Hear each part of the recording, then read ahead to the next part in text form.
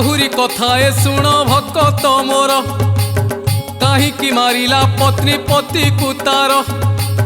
पूर्व जन्मे से ही पति थिला कंसेई पत्नी तार थिला पूर्व जन्म रे गाई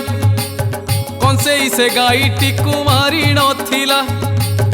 ए जन्म रे ताहा तरे हणा खाइला मनीष को लागे जहा अति विचित्र सेथिरे रहिछि कर्म फलर सूत्र तेणु करी जगी रखी कर्म करिब जेमिति रोपिब सेमितिका पाइब कर्म रे गुंथा होइछि जीवन हार से जीवन हार न्याय कर्म करी कर ताकू सुंदर प्रभुंकर कथा शुणु थाए सदन धीरे धीरे टूटी जाऊ थाए अज्ञान